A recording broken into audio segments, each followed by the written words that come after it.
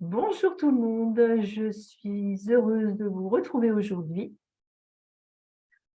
et on se retrouve de nouveau dans mon salon puisque j'ai fait un petit moment en itinérance en Vendée où je faisais des interviews dans ma voiture. Donc je suis revenue dans mon salon. J'espère que vous allez bien et aujourd'hui donc j'ai à cœur de présenter Céline Dumay. Bonjour tout le monde. Bonjour Céline. Salut Oui, Karine. Céline est aussi un autre coup de cœur. Oui, il y a beaucoup de coups de cœur dans ce sommet. Et c'est vrai, Céline donc nous sommes issus de la même école de coaching, on s'est rencontrés Mm. comme ça, nous avons échangé et voilà, est né le lien.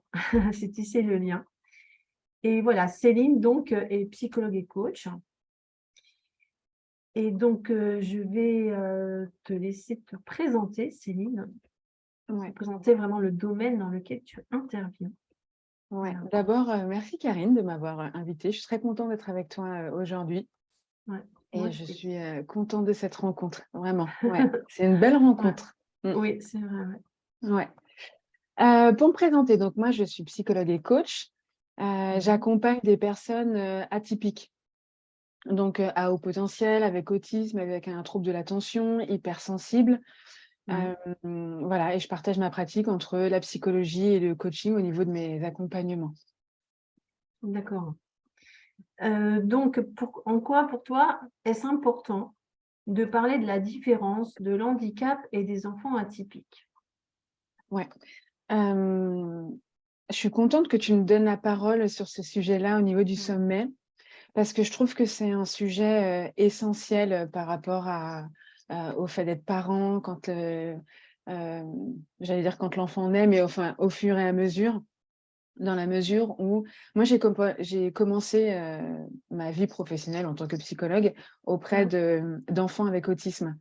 d'accord. Et hem et c'est vrai que c'était un domaine que je connaissais pas du tout. Enfin, moi, je suis vraiment arrivée dedans, c'est un peu comme Obélix, c'est-à-dire que j'ai une Ouais. copine qui m'a appelée et qui m'a dit: «Bah, est-ce que ça te dit de faire un» parce que je cherchais un stage pour valider mon titre de psychologue.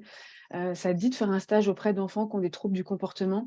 Moi, je connaissais pas du tout, j'avais jamais eu de personne, Mmh. avec handicap, dans mon entourage ou dans ma famille et donc comme j'avais besoin de ce stage, je lui ai dit: «Bah, oui, OK, c'est parti». Mmh.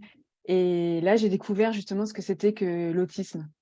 J'en D'accord. avais jamais entendu parler, si ce n'est Ouais. le frère d'une copine en 5e, tu vois, qui passait son temps à lire, Mmh. un dictionnaire. Et et là, c'est vrai, c'est tout un univers qui s'est ouvert à moi Ouais. et j'ai beaucoup aimé justement, rencontrer ces personnes avec autisme.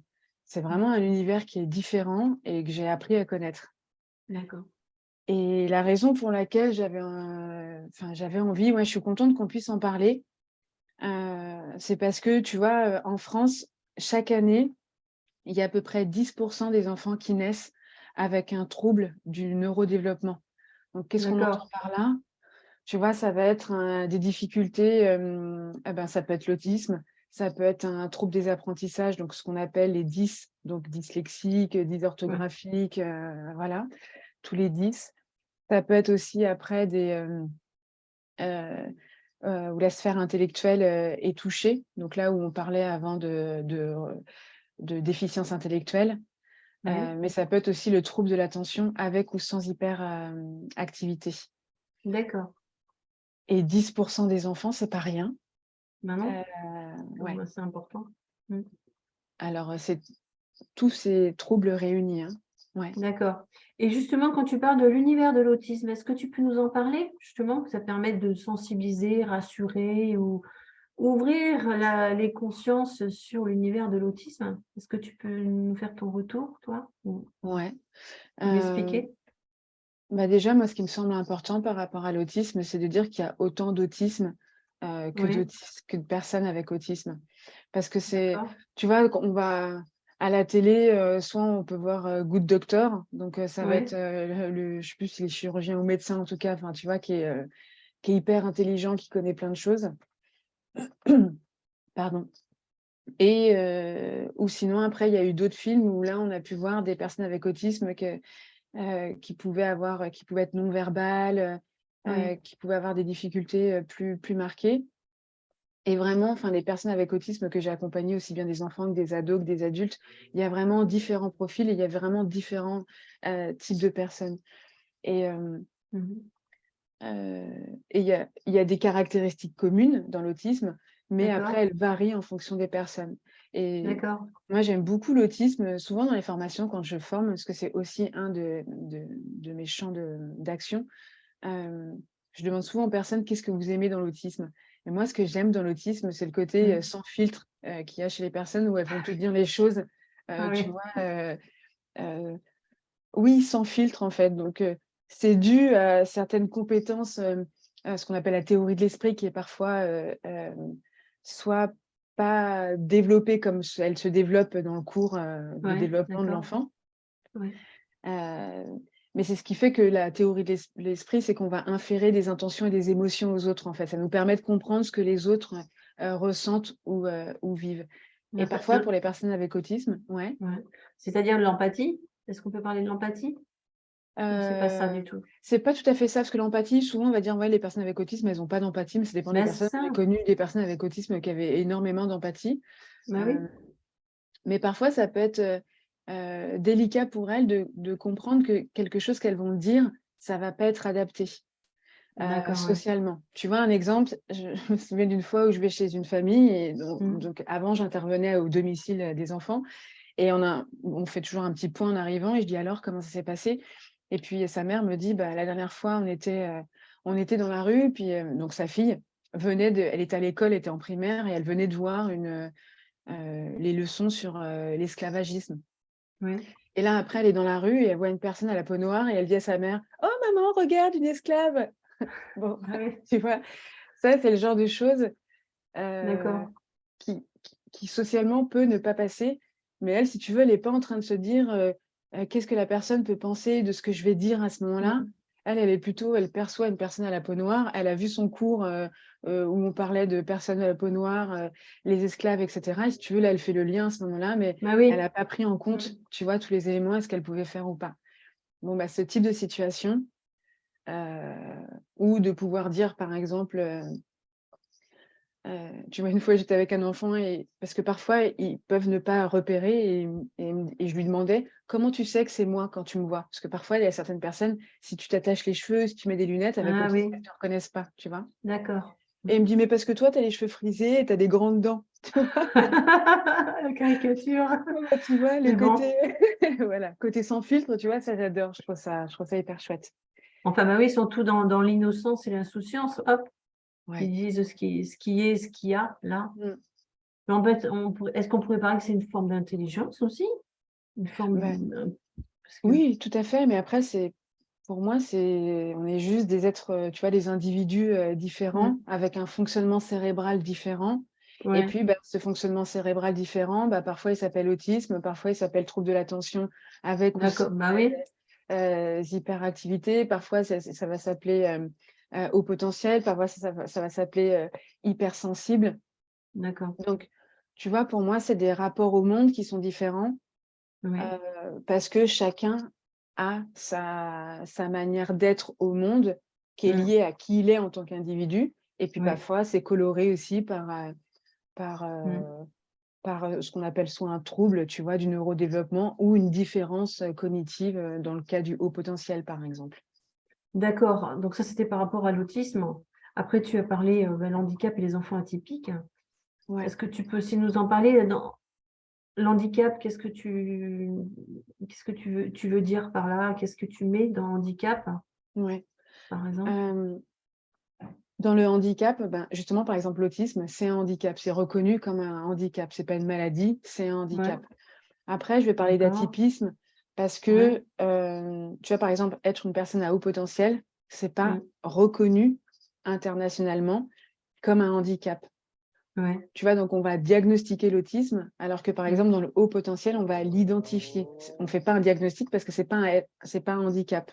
d'accord, Par contre, ce qu'il y a de commun, en tout cas moi dans ma manière de voir les choses, c'est pour ça que j'appelle les personnes atypiques, c'est que si tu veux que ce soit de l'autisme, du haut potentiel, du trouble de l'attention, un 10 ou autre, ça va être comme je te disais, un rapport au monde à soi, aux autres, à Mm. l'environnement qui va être différent. Oui, Et c'est ce qui fait que du coup, parfois, on peut avoir on peut être considéré comme bizarre ou pas normal par les autres, tu vois. oui, D'où ce côté atypique. d'accord. Alors que pour moi, c'est une manière d'être Oui, spécifique, en fait, tu vois, c'est tout. oui, une particularité, une singularité, quelque chose Exactement. On est tous différents. C'est vrai que bon, c'est comme aussi la société qui colle beaucoup d'étiquettes sur les gens qui ne sont pas dans le cadre, qui débordent un peu, beaucoup. Et moi, j'ai toujours ressenti ceci comme, ouais, comme des étiquettes. C'est vrai que à un moment donné, je me suis intéressée à l'autisme, au spectre de l'autisme, Mmh. hein, euh, pour ma vie personnelle. Et après, je me suis rendu compte qu'en fait, ce n'était qu'une particularité. Bon, après, il y a différents degrés, j'en ai pris conscience. Et qu'en fait, c'était tout dans l'art de communiquer et d'être avec l'être humain qui Mmh. a cette particularité. Et c'est vrai que nous, ça nous amène à travailler sur nous, à adapter aussi notre comportement et notre manière de communiquer. Et c'est vrai que bon, Exactement. donc, et donc c'est vrai que ça fait pas mal réfléchir et c'est vrai que j'avais vraiment à cœur que tu sois là pour que tu puisses en parler et que ça permette, entre guillemets, «de dédramatiser» Mmh. quand on sait qu'on a un enfant avec le spectre de l'autisme ou qui est autiste ou, ben, les atypiques, les autres.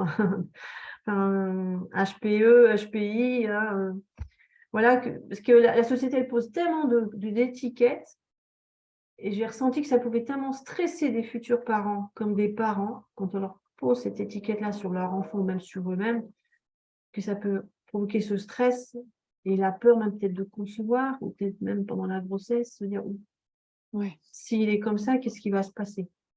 C'est pour ça que ouais. j'avais vraiment à cœur que tu sois là pour, voilà, apporter, Mmh. un peu pacifier certaines zones Ouais, je et te raj remercie, Karine. voilà. Donc Et oui, vas-y, et excuse. j'aimerais rebondir sur la notion d'étiquette, justement. Ouais. Parce que, tu vois, j'entends souvent: «Moi, j'aime pas les étiquettes, c'est mettre les gens dans des cases», Mmh. et ce que je peux comprendre. Et Ouais. à côté de ça, moi, dans ma vision, je trouve que l'étiquette, elle est intéressante. Ça veut Oui. pas dire que je la trouve intéressante parce que pour moi, c'est un peu comme si enfin, je prends souvent cette analogie, mais tu vois, c'est comme si tu allais dans un magasin, tu veux essayer Mmh. un jean, bah, si tu sais que tu fais un 38, tu peux essayer entre le 38 et le 40 parce que, d'une Bah taille à oui. une autre, d'un magasin à un autre, ça peut varier.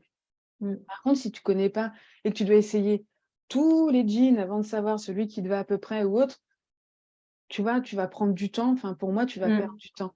Et pour moi, l'étiquette, elle est intéressante dans ce sens-là. C'est-à-dire que Ouais. de savoir que son enfant ou soi, on est une personne avec autisme ou qu'on est à haut potentiel, hypersensible, avec un trouble de l'attention, je trouve que c'est intéressant parce que ça permet parce qu'il y a quand même des grandes tendances, tu vois, dans Ouais. l'autisme, dans le haut potentiel et cetera. Et ce que je constate, moi, parce que j'ai vraiment accompagné beaucoup les enfants, les ados, les adultes, maintenant j'accompagne plus que les adultes. Ouais. Et tu vois, je vois la différence entre, par exemple, des enfants à qui on a dit que c'était des personnes avec autisme ou à haut potentiel quand ils sont petits, où Mmh ils mh. intègrent ça et Mmh. ils le font pas comme une définition d'eux en Non, tant non. que tels. C'est pas une étiquette qui colle pour se définir, mais ça donne un champ d'éclairage, d'explication sur certains de leurs comportements. Oui. Bah Et oui. tu vois, ce que je constate chez les adultes qui ont découvert Mmh. tardivement, j'ai des personnes à 30 ans, à 48 ans, tu vois, Mmh. à 46 ans qui ont appris que c'était des personnes avec autisme ou avec un Mmh. haut potentiel et qui ont vécu Mmh. toute leur vie avec ce sentiment de décalage et se dire, tu vois, je suis chelou, je suis bizarre, à chaque fois on va me dire tu fais trop ça, tu fais trop ci, enfin, tu vois, toutes les choses que tu peux entendre Exactement. Ouais, exactement. Mmh. quand tu es une personne, atypique et puis un jour quand on te dit: «Mais en fait, c'est normal que tu fasses trop cela». Parce que ça, Ouais. par exemple, c'est une caractéristique, d'une personne avec autisme, ou d'une personne, Mmh. tu vois, au potentiel ou avec un trouble de l'attention, tu vois? «Ah ouais, tu perds toujours tes affaires». Exactement. Mais je le Et fais pas exprès, c'est juste que je peux pas, tu vois, faire autrement. c'est vrai que c'est important, hein, cette étiquette de reconnaître, de mettre, voilà, je mets quand même dans cette case, parce que dans la société, ils savent pas, mais bon, c'est vrai que la société met un côté des fois péjoratif ou limitant. Mmh. Et c'est vrai que même par rapport à moi, j'ai découvert, donc là j'ai 51 ans, j'ai découvert en 2020, j'avais 49 ans, j'étais au potentiel émotionnel. Mmh. Alors vous imaginez, de 0 à 49, tout ce que j'ai pu entendre, combien je me suis sentie nulle, illégitime, pas capable de et j'ai et le boycottage et compagnie. quand tu découvres à 49 ans qu'en fait, tu es HPE et que c'est tout à fait normal que tu fonctionnes comme ça, que tu ne sois pas dans les cadres, pas dans les moules, pas dans ceci, pas dans cela, que tu as vécu tout ça. Et là, ça a été un gros choc. Et en même temps, ça m'a rassurée. Ouais. Et après, bon, il faut aller voir. Et après, j'ai découvert que j'étais multipotentielle, que j'étais capable de gérer plusieurs choses en même temps. Donc, du coup, ça libère le corps, ça libère le cerveau, ça libère tout. Sauf qu'il faut apprendre à canaliser cette énergie-là et ses particularités. Et là, c'est là qu'on peut créer plein de choses et s'éclater et être bien enfin avec soi-même. Et c'est vrai que moi, je fais attention avec mes enfants, parce que moi, j'ai découvert que j'étais HPE, parce que j'ai amené mon fils pour savoir s'il était au potentiel, parce que j'avais appris que ma nièce était au potentiel et qu'elle n'était pas bien, hein, elle était ado. Et c'est par là que j'ai découvert que moi-même, donc du coup, parce que j'avais peur de me planter pour éduquer mon enfant, et puis lui faire du mal, quoi. Hein, Et du coup, j'ai découvert donc j'ai réajusté mon éducation vis-à-vis de mon enfant, vis-à-vis de ma grande de 20 ans, de notre enfant. Et en fait, on se sent beaucoup mieux, même pour travailler, s'organiser, si on se sent dépassé, à dire oui, moi, j'ai mon cerveau qui part dans tous les sens. Donc... Et c'est pour ça que c'est important, enfin, j'estime, je ressens dans mon corps même de femme et de maman, si on pouvait déjà reconnaître certains aspects pour déjà se dire, ok, je suis peut-être un enfant comme ça, moi je suis peut-être déjà comme ça, donc je vais apprendre à me canaliser, à me connaître en fait, pour pas tomber dans les limitations de la société. Hein, puis tout ce qui nous tombe dessus des fois. Et ce que tu dis, je trouve que c'est super important justement, parce que je trouve que ça illustre bien justement les différents parcours qu'il peut y avoir dans les familles. Où, tu vois, parfois, tu sais déjà que tu as une manière différente de fonctionner. Et puis, effectivement, ça va poser des questions sur ce que tu disais au niveau de la grossesse. Tu vois, là, en ce moment, j'accompagne, enfin, pas en ce moment, mais j'accompagne une famille depuis un certain temps. Et la maman, elle a 2 enfants. Un avec un trouble de l'attention et au potentiel, et le deuxième qui est avec autisme. Et elle attend un troisième enfant, là, et elle s'est posé la question de est-ce que je le garde, est-ce que je le garde pas, quelle est la probabilité d'avoir un enfant avec handicap qui est plus haute en plus, on le sait statistiquement quand tu as déjà eu des enfants avec un handicap. Et ça pose beaucoup de questions, effectivement. Comment tu fais? Et puis le regard des autres aussi. Ah ouais, tu as déjà des enfants, tu vas avoir un troisième enfant, peut-être avec un handicap. Et tout ça, c'est toutes les questions, effectivement, de qu'est-ce que je fais de cette différence? Qu'est-ce que je fais? Comment j'accompagne mes enfants? Comment moi, je m'accompagne en tant que personne différente? Et c'est vrai que souvent, les personnes d'enfants atypiques que j'accompagne, souvent, la famille, elle est atypique, tu vois? C'est obligé. Voilà, c'est Enfin, ça. je dis pas qu'on est tous obligés, mais il y a une trace quelque part. En tout cas, c'est quelque chose qu'on constate beaucoup, tu vois? Un neveu, un oncle, une tante, un cousin, tu vois? Qui va être dans ce champ de personnes atypiques, en fait.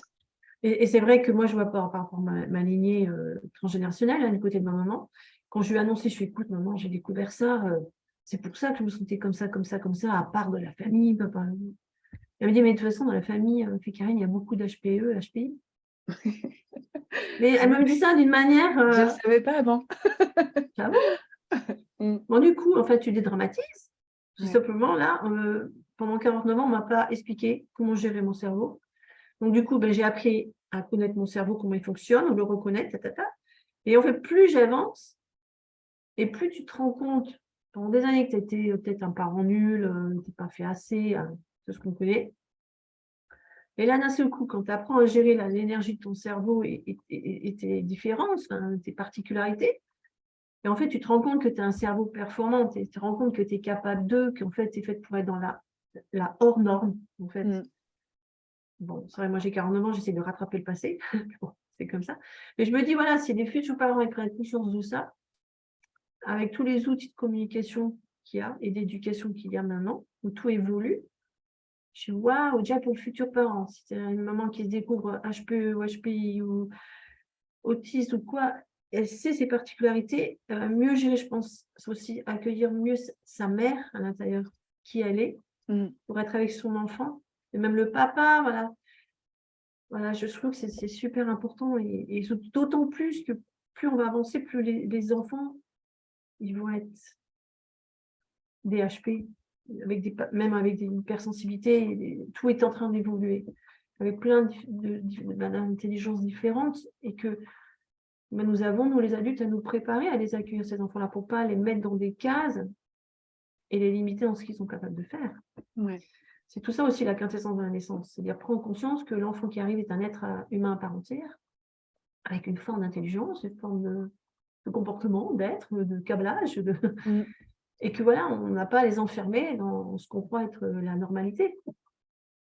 Surtout avec la société qui nous renvoie dans le spectre du miroir. Voilà, c'est pour ça que tu es là. Exactement. Et c'est vrai que c'est aussi pour ça que je trouvais que c'était important aussi de pouvoir parler de cette notion de différence, de handicap, Ouais, d'enfants atypiques. Parce que comme tu le disais aussi, tu vois, là, dans les formations que je fais et aux aidants, par exemple, donc c'est les parents ouais, d'enfants avec autisme, ouais. tu vois, quand j'entends, par exemple, certaines mères qui vont me dire, mais moi, moi, mon enfant à 6 mois, je savais qu'il y avait quelque chose de différent, mais quand j'en parlais au médecin, eh ben, il ne le prenait pas en compte, ou quand j'en parlais avec les personnes de ma famille, ils disaient, mais non, t'inquiète pas, tu t'inquiètes pour rien, tout va Ouais. bien aller plus tard, etc. Et c'est vrai que parfois, on s'inquiète en tant que parent euh, Mmh. pour, euh, pour rien. Enfin, en tout cas, il n'y a pas de... C'est pas Ouais, le cas. Et puis parfois, c'est le cas. Et c'est oui. là où justement, je trouve que c'est important aussi de pouvoir en parler et aux parents voilà, qui suivent cet Mmh. échange, qui puissent se dire, ben ouais, je vois que il y a quelque chose chez mon enfant que je trouve pas Ouais, ordinaire ou pas normal, ou je m'interroge, ben, de pouvoir aller voir et de se dire, ok, j'essaye de voir s'il y a vraiment quelque chose d'avéré ou pas. oui. Ça, par exemple, tu vois, il existe des grilles toutes simples où on peut remplir entre Mmh. 6 mois et 3 ans, où on peut Ouais. avoir des repères au niveau de différents domaines de développement, donc au niveau du langage, au niveau Mmh. de la motricité fine, c'est-à-dire comment les mains elles sont utilisées, au niveau de la motricité du corps, comment l'enfant va, Ouais, tu vois, alors pas tout de suite marcher, mais va utiliser son corps dans la globalité, et au niveau des interactions sociales, comment il interagit avec les autres. exactement. Mmh. Et ce qu'on sait, c'est qu'il y a des points comme ça, des choses qui doivent se mettre en place à certains âges de Oui. développement, à certains âges de l'enfant, Mmh. et que D'accord. quand ces compétences-là, ces capacités ne se mettent pas en place, alors pas pour une, hein, tu vois, si l'enfant il met un peu plus de temps à parler, ça c'est OK. Mais si on se rend compte qu'il met un peu plus de temps à parler, que dans les interactions, par exemple, quand on l'appelle, il va pas forcément Mmh. se retourner ou regarder ou autre, bah Ouais. ça peut être des signes qui peuvent dire, tiens, est-ce qu'on pourrait aller faire des examens pour Mmh. voir s'il y a quelque chose ou pas? Et c'est là où ça Exactement. me semble important, c'est d'aller faire les examens pour que, soit dans une part, les parents puissent dire, OK, tout va bien, on est rassurés, Mmh. ou bah, effectivement, là, il y a des signes qui montrent qu'il pourrait y avoir un trouble du neurodéveloppement, et donc du coup, bah, de mettre en place tout de suite le parcours d'accompagnement de l'enfant, le parcours de soins, pour Ouais. qu'il puisse être accompagné le plus tôt possible. Et tu le sais, au niveau de l'école qu'on a faite, au niveau des Mmh. neurosciences, la plasticité cérébrale, c'est quelque chose qui est important Ouais. tout au long de la vie, mais elle est particulière chez le jeune enfant. Et donc, Mmh. pour définir ce que c'est que la plasticité cérébrale, c'est la capacité du cerveau justement à s'adapter en fonction de ce qu'on va lui proposer. Ouais. Et donc, le cerveau va se modeler en fonction des expériences de vie que l'on rencontre.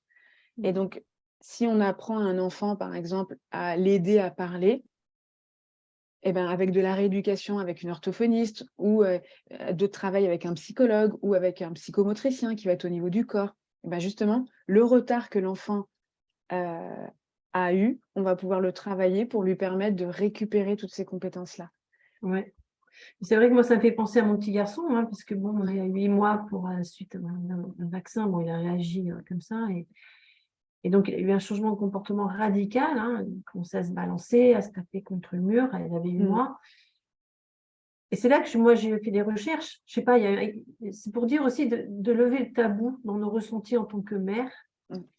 parce qu'il y a quelque chose qui parle au fond de nous, et je suis allée consulter tout de suite un médecin homéopathe, parce que j'ai pas été voir le le médecin du quartier, je savais ce qu'il allait me dire. Et j'ai rien dit. Je suis: «Voilà, il fait ça, ça et ça». Donc lui, il a posé le mot. C'est le spectre de l'autisme, hein. Donc il y a eu un nettoyage du corps, donc ça s'est calmé. Après mais par contre, mon fils, à un moment donné, bah, il a commencé à faire des choses avec les mains, et quand il parlait, il balançait la tête de droite à gauche.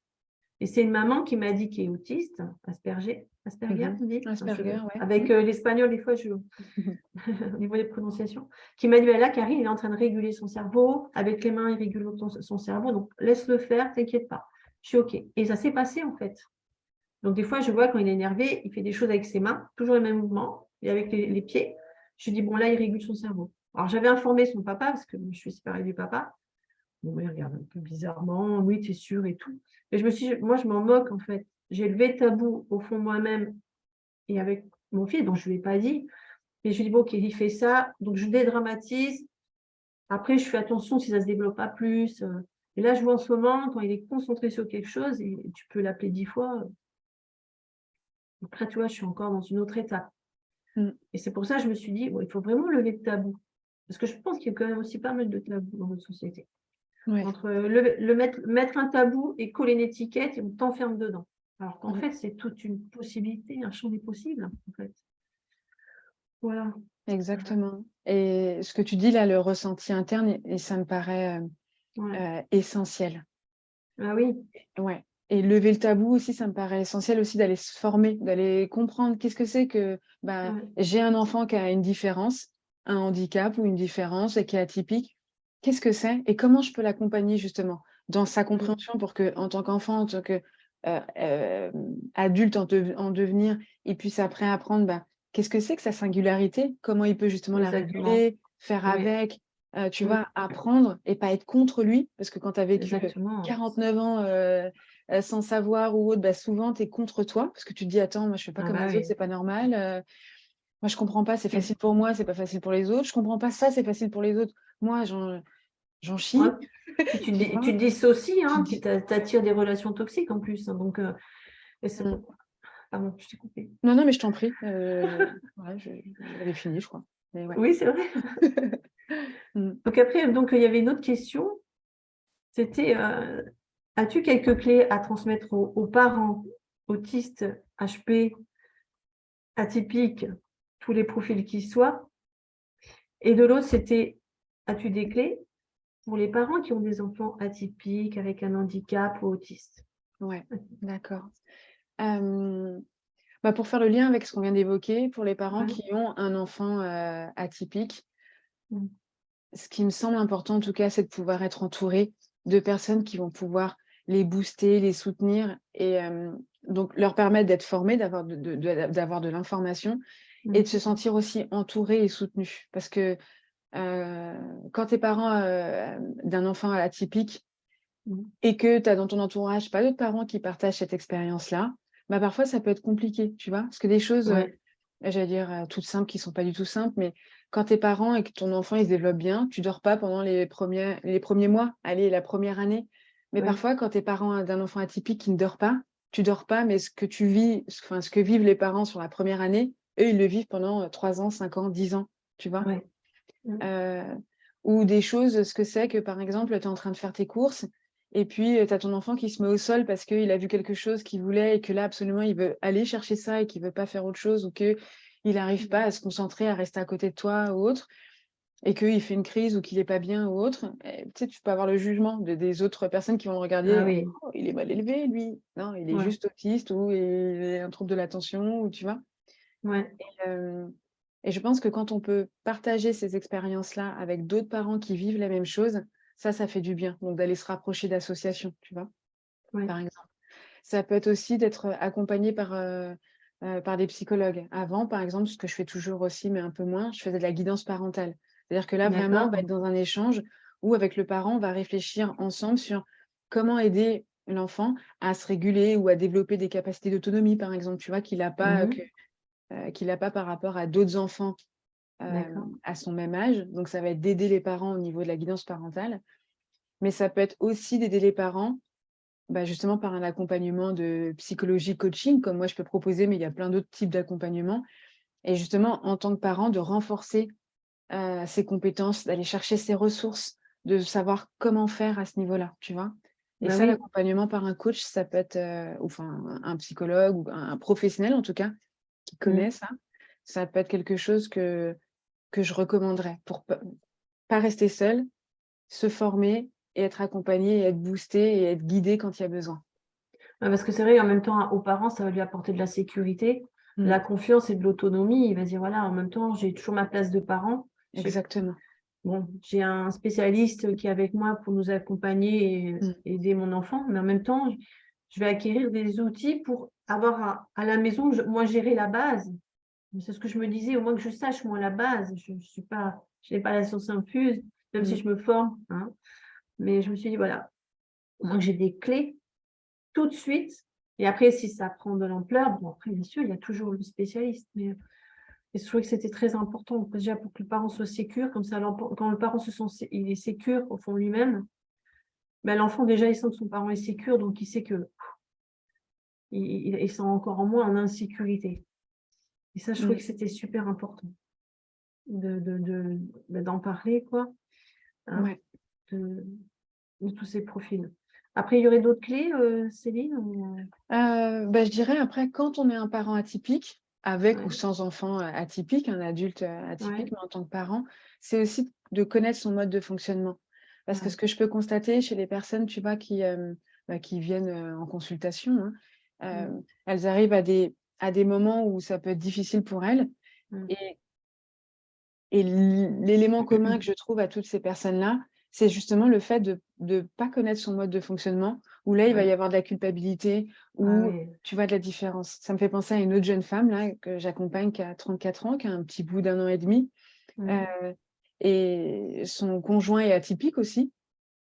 Il n'y a pas de mots encore mis dessus, parce que si tu veux, c'est quelque chose sur lequel elle s'interroge, mais elle n'a pas été poussée plus loin encore, là, d'accord, soit le diagnostic ou l'identification. Mais elle disait que, par exemple, quand le jour où elle a accouché, elle avait besoin beaucoup d'être avec son conjoint, qu'ils soient tous les deux, et elle voyait bien que dans le regard des autres, enfin des autres, du personnel ah oui, encadrant de l'hôpital, ouais, ils ne fonctionnaient pas comme les autres couples, tu vois. ouais, ouais, Mais ils se sont respectés à ce niveau-là dans leur volonté d'être ensemble et de vivre l'accouchement de la manière dont ils avaient envie de le vivre. ah, c'est Et, bien. c'est une famille qui est très unie, tu vois, maintenant. Ils sont beaucoup tous les trois ensemble. Ils ont la possibilité, en tout cas, Là, l'enfant, il est mis à la crèche ou avec une assistante maternelle. Ils ont cette possibilité, en tout cas, de pouvoir le vivre comme ça. Ouais, Et, et pareil, ils se disaient, bah, oui, comment on a envie de vivre, en fait, cette manière-là. Et je pense que ce qui est important, c'est de pouvoir respecter son mode de fonctionnement, mais ouais, pour c'est tout le très monde, en important. fait, hein, mais Mmh, particulièrement aussi pour les personnes atypiques, c'est quoi nos besoins? C'est quoi, nos mmh, valeurs?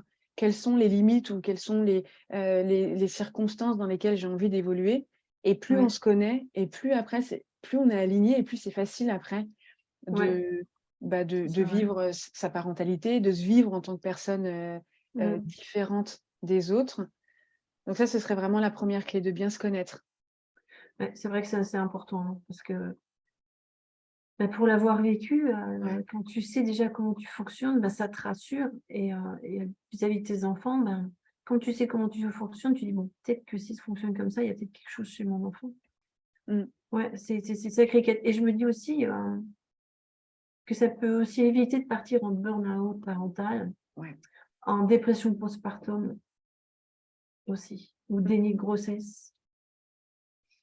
Ça, c'est un truc, enfin, c'est un truc, on dit pas truc, je sais très bien, mais c'est quelque chose, q enfin, j'ai pris conscience de ça là quand j'ai été diagnostiquée HPE. J'étais limite burn-out en fait. Même pas parental, j'étais globale Mmh. et là, quand j'ai compris pourquoi j'étais sur le fil du rasoir et rien que de savoir comment je fonctionnais, on m'a expliqué et je me suis commencée à me former, mais il y a quelque chose en moi qui s'est rassuré. Je me suis moins sentie en danger. Je me suis dit: «OK». Et du coup, je pense que mon corps a contrebalancé ce stress chronique d'être dépassé par OK, je suis en stress parce qu'il faut que j'apprenne à gérer comment je gère ma vie, enfin, comment je ressens les choses, comment je fonctionne, comment j'organise, tout ça. Et ça m'a complètement déstressée et ça m'a Mmh. rassurée et c'est pour ça que je suis amenée à me former en tant que coach spécialisée en neurosciences parce que je dis: «Bah, voilà, c'était la clé, quoi». Mmh. Bon après Et pour le notre clé, pardon. ah non, mais pas du tout, mais justement, je trouve que ça fait un très bon lien avec la deuxième clé, c'est justement d'apprendre à réguler ses émotions et à les connaître. Mmh. Et ce que je constate, tu vois, chez les personnes atypiques, c'est que souvent, il y a ce côté-là elles sont souvent considérées trop ou pas assez. Ah ouais, Et, c'est et ce côté de trop, justement, quand tu es trop émotive ou que tu es trop en colère ou que tu es trop sensible à pleurer, ouais, et ben de pouvoir accepter ces émotions, tu vois, et d'apprendre à les accepter, d'apprendre à les réguler et de savoir qu'est-ce qu'on peut faire en fonction des situations. Et ça, c'est des exactement. choses qui, je pense, qui sont aidantes Alors c'est pareil, on dira: «Oui, c'est valable pour tout le monde». Oui, c'est valable pour tous les êtres humains Ouais, ouais, et ouais. particulièrement, je trouve, pour les personnes, atypiques. Mmh. Donc ce serait ouais, au niveau de la régulation émotionnelle et puis d'apprendre à communiquer aussi avec les autres. De pouvoir dire Ouais, alors en fonction des personnes, hein, et des milieux et cetera, mais tu vois, par exemple, je vois que dans le domaine professionnel, j'avais accompagné moi une personne là qui était, autiste. Elle voulait pas dire, qu'elle c'était une personne avec autisme et à chaque fois, elle était toujours dans les mêmes situations. Mais pourquoi? Parce que d'un point de vue social, par exemple, aller à la machine à café et dire: «Ah moi ce week-end j'ai fait ça» et cetera, ça enfin ça la gonflait et elle y voyait pas du tout d'intérêt et oui. et du coup, bah, les autres la trouvaient bizarre parce que toutes les situations sociales, elle s'en extrayait. Elle avait pas envie d'être avec les autres et Mmh. bah, comme l'être humain, c'est plutôt un groupe social, quand il y a quelqu'un qui s'extrait du groupe, c'est souvent perçu comme bizarre Oui. et Mmh. plusieurs fois comme ça, donc ça, c'était un travail, de plusieurs temps, mais au bout d'un moment, quand elle a accepté de le dire, bah, elle a vu la différence. Les gens s'ajustaient différemment à elle. Il y avait plus de Ouais. jugement, Mmh. il y avait plus de compréhension, Mmh. et d'acceptation de, bah, de son mode de fonctionnement et de ses besoins. OK, bah, elle a pas besoin d'être avec nous à ce moment-là, elle a besoin d'être toute seule à son bureau, voilà. Toutes les personnes avec autisme ne fonctionnent pas comme ça, hein. J'en connais d'autres qui, eux, au Bah, contraire, ouais. ont envie d'être, ensemble, ça dépend, hein. D'accord. Hem, donc voilà, en tout cas de communiquer, donc ça passe sur son milieu de travail, et de choisir les bonnes personnes, Aussi. pour ça. Parce que ouais, Oui, parce que là, il y a quelque chose qui me vient, vous voyez, c'est tu crois qu'aussi ça peut être, ça permettrait aussi d'éviter tous les gens qui se retrouvent dans une situation de harcèlement, que ce soit au travail, à l'école, de pouvoir communiquer, dire: «Voilà, moi je fonctionne comme ça». Quand on est éduqué à apprendre à se connaître et à se reconnaître et à nommer, dire: «Voilà, je fonctionne comme ça parce que ça». Est-ce que tu penses que ça pourrait éviter aussi toutes, les sources de harcèlement? ah mais complètement. Tu vois, je pense Mmh. aux enfants, par exemple, qui ont un trouble Bah de oui, l'attention, hem, exactement. avec hyperactivité, où là, une des caractéristiques, ça va être l'impulsivité. Donc ils vont avoir des difficultés à inhiber certains comportements, verbaux ou moteurs et Ouais. quand tu es en train avec des copains et que soit, bah, tu peux pas t'empêcher d'être le premier toujours parce que tu as envie ou de dire quelque chose et puis qu'après tu as les petits copains qui vont dire: «Oh mais lui il est pénible, il veut toujours faire ça» ou il dit des choses, qui sont pas sympas. Mais l'enfant, il n'arrive pas à se contrôler, mais Bah parce que oui, son c'est cerveau ne naturel. lui permet pas de se contrôler. Mmh. Si tu expliques aux autres copains en disant: «Oui, c'est vrai que parfois je comprends pour toi, c'est pas agréable» et lui, il n'arrive pas à faire autrement, il n'arrive pas, c'est son cerveau. Bah, on peut peut-être l'aider, lui dire: «Tu te souviens? Prends le temps de réfléchir, arrête-toi». Bah et après, il peut y avoir justement de l'entraide, Mmh. entre les 2 et ça, c'est chez les enfants qui vivent parfois du harcèlement aussi pour d'autres, situations. Mais quand on le transpose à l'âge adulte, pour moi, c'est Là pareil aussi, hein. aussi, tu vois? Même l'adolescence, hein. Mais Après exactement, l'adolescence, c'est mmh, c'est terrible, quoi. Terrible dans le sens quand tu te fais harceler, que tu te sens décalé des autres et qu'il y a pas ouais. moyen, tu arrives pas à formuler la différence que tu ressens ou le non-intérêt aux discussions. Ça, c'est vraiment pas facile. J'avais une autre question qui est arrivée, mais elle est repartie. On continue. Eh ben, je redonne d'autres clés, puis n'hésite pas à me couper, OK, si c'est le ça marche. cas. On va pas te couper, vas-y. Donc pour moi, en tant qu'individu, ce qui est vraiment important, c'est le côté, se connaître, Mmh.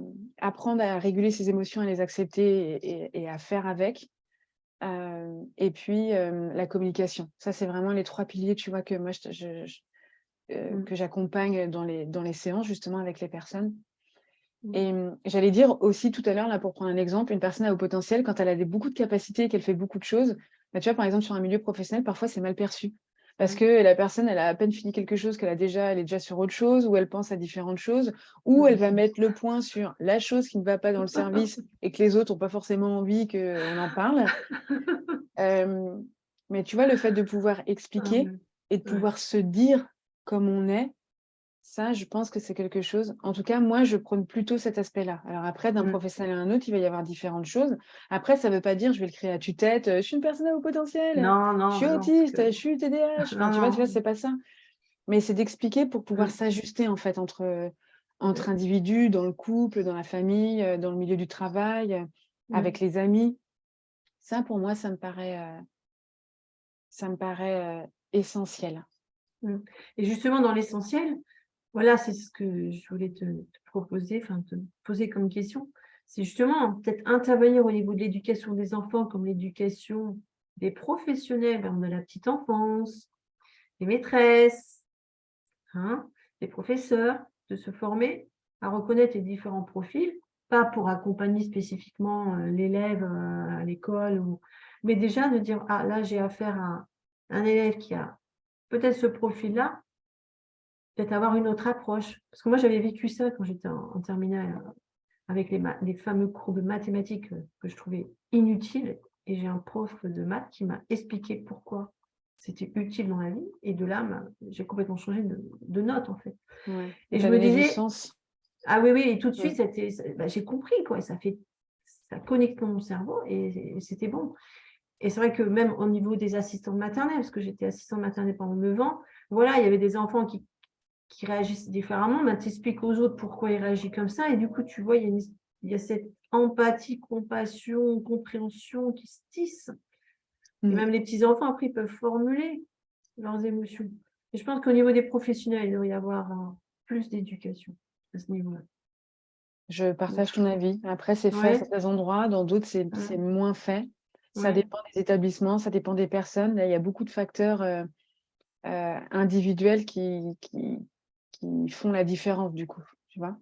Moi, j'anime d'accord. aussi des groupes d'analyse de pratiques professionnelles. Ouais, Donc là, je d'accord. vais dans les établissements ou dans les crèches où on parle avec les professionnels de leurs pratiques et comment les améliorer ou comment les voir différemment. Et tu vois, par exemple, dans les crèches, moi, j'en profite justement de pouvoir parler des troubles neurodéveloppementaux. Quand il y a des interrogations Ouais. chez les professionnels de la petite enfance, bah ok, vous savez, vous avez l'habitude de voir des enfants depuis un certain Ah temps. oui, Bah, et là, il y a quelque chose de différent, il y a quelque chose de bizarre, il y a quelque chose. Bah, venez, on va voir, on va explorer un peu plus loin. Ça se trouve, il n'y aura rien, et là, on sera rassuré. Mais s'il y a ouais. quelque chose, bah, on permet à l'enfant d'être accompagné, euh, oui, d'être accompagné au niveau de différents types de soins le plus tôt possible. Mm. Bon, d'accord. Donc maintenant, Céline, où vis-tu et où interviens-tu? Euh, voilà, c'était la question pour qu'on puisse te cibler. Ouais. C'est-à-dire si les gens qui participent au sommet ont envie de te poser des questions, Mm. même te contacter pour avoir des réponses, parce que je sais que bon, par rapport à ce que tu fais, je ne sais pas s'il y aura des professionnels qui seront à écouter ce sommet. Voilà, est-ce que tu peux te situer géographiquement? Ouais. Moi, je suis à Poissy dans le 78, dans les Yvelines. D'accord, Donc après, voilà, si après il y a des professionnels qui ont envie d'avoir des pistes pour être formés ou pour s'interroger, enfin pour aller à plus loin, au contraire, avec grand plaisir, qu'ils n'hésitent pas à me contacter. d'accord, d'accord. Bah, je pense que je mettrai mes coordonnées après, tu vois, Oui, via oui, on va les WhatsApp et transmettre. le mail après qui sera Oui, oui, transmissible. Après, moi, je suis sur les réseaux aussi sociaux, donc sur Facebook et sur LinkedIn, à Céline Dumay. Donc d'accord. voilà, où je partage régulièrement Oui, heu, des ressources, parce que ça, je trouve ça intéressant, en tout cas, de pouvoir diffuser de l'information mm, pour améliorer ses connaissances. Donc, d'accord, voilà. Et puis après, s'il y a des personnes qui ont envie d'être accompagnées de manière individuelle, là, c'est pareil, ils peuvent me contacter. d'accord. Donc justement, parlant de ressources, quelle est la ressource que tu as envie d'offrir aujourd'hui aux futurs parents, Ouais. professionnels qui sont intéressés par le sujet, hein? Qu'est-ce que Hem, tu... ouais. Moi, j'avais pensé à 2 choses. Ouais, Bah, la première, de pouvoir transmettre une grille, qui permet ouais, de savoir dans le développement de l'enfant s'il y a des points d'interrogation, d'accord. et qui permet de savoir comment faire, en fait, après, par Mhm, la suite. Donc là, c'est à titre, informatif. Et oui, puis, pour les parents, qui sont, atypiques ou qui ont un enfant, atypique, un document dans lequel, ça permet justement de faire le point sur son fonctionnement, d'accord. sur ses ressources, tu vois? Quelles sont ses ressources? Comment les mettre en automatique? Parce que dans les autres clés aussi, c'est comment prendre soin de soi au quotidien, Mm, et ça, c'est un point essentiel. oui, Et quand on est un parent d'un enfant atypique, souvent on met l'enfant en priorité, mm, et on peut s'oublier soi. Et oui, ça me semble, ça aussi, un élément essentiel, de prendre soin de soi pour mm, pouvoir, tu vois? Et ce qu'on dit souvent, c'est que c'est pas un sprint, en fait, c'est un marathon. Est-ce qu'on accompagne l'enfant sur toute sa vie? oui, Heu, Et donc, justement, sur ce marathon, comment on peut se ressourcer? Où est-ce qu'on va aller chercher de l'énergie? Où est-ce que je vais rechercher de la ressource pour me sentir bien? Où est-ce que je vais chercher de la motivation? Et ça, c'est important Mm. de se connaître à ce niveau-là. Donc, ce Ah sera oui, un document qui permettra de faire le point sur soi et d'accord. justement, qu'est-ce qui fait, voilà, de se poser des questions, qu'est-ce qui me fait du bien et Mm. comment je peux le mettre en application, au quotidien, dans dans sa vie pour pouvoir Mm. être bien. Ouais, c'est vrai. C'est vrai que c'est très important, hein, comme cette fameuse routine ou rituel du matin. Et c'est vrai que des fois, quand on a un enfant atypique, ben, on ne peut pas, quand on se réveille, penser à soi 5 minutes, même 5 minutes, quoi. Mmh. Parce qu'il y a la nuit qui s'est enchaînée avec le matin, avec la Mmh. journée. Donc, c'est dans la journée qu'il faut se mettre des parenthèses pour se ressourcer. C'est vrai que c'est intense. Ouais et de Ah, s'autoriser aussi, ça c'est la notion d'autorisation, s'autoriser à être et s'autoriser à prendre du temps pour soi. Donc ça peut être oui. aussi s'autoriser de temps en temps à faire une soirée avec des copines, un week-end Mm. entre copines ou avec, son partenaire de vie, Oui. mais d'avoir des temps de pause aussi, des temps de répit. Ah oui, oui, on a besoin, hein, au niveau du Mmh. cerveau, du système nerveux, là, sinon, c'est assez, on peut dire un mot épuisant, mais c'est assez drainant, quoi, au niveau énergétique, hein. Oui et je crois qu'on peut dire que c'est épuisant et ça, c'est aussi important de le reconnaître parce que, Ouais. tu as des parents qui vont pas oser dire que c'est épuisant, mais si, c'est épuisant d'avoir un enfant, atypique parfois Mm. et ça me semble aussi important de pouvoir le reconnaître parce que Ah si on le oui. reconnaît, on peut plus facilement le dépasser et de pouvoir dire: «Là, oui, aujourd'hui, j'en peux plus, j'en ai marre, je suis Mm. fatiguée, je suis épuisée parce que ça me demande beaucoup de ressources». Mm. OK, ben, on se pose. Bah, surtout, là, je suis encore en train de penser, bon, c'est vrai que j'illustre par mon expérience Mmh, personnelle, mais quand tu as déjà HPE multipotentiel, déjà pour une petite chose, tu vas extrapoler tout un organigramme de d'idées, de mmh, conceptions, hein. Et alors quand ton enfant fait un geste et tu dis: Il y a un truc, je sens pas, il y a quelque chose là». Donc là, c'est là qu'on peut aussi vite s'épuiser puisqu'on va partir dans ce cheminement-là en nous-mêmes. Et donc c'est vrai que quand on sait déjà qu'on a des clés, on se dit: «OK, là, il y a ça, j'ai les clés là». Donc déjà mon cerveau, il va se canaliser, je vais prendre soin de moi et on part, je pense, on part moins en roue libre mmh. et on arrive à canaliser son potentiel, enfin ses capacités par rapport à la situation de l'enfant. Ça, si je vois bien qu'en travaillant sur moi, en mettant des choses en place et en me connaissant, je pars moins en roue libre. Je me laisse moins mon cerveau partir dans ces super analyses. Mmh. Et et donc là, on évite l'épuisement, hein, même si des fois on est cyclique, hein, parce qu'on est des êtres humains, mais on se dit: «Ouf, là, je vais garder mon énergie» et ça permet, oui, je dis, je sais pas si on dit catalyser en français ou concentrer son On va énergie, dire: «OK, oui».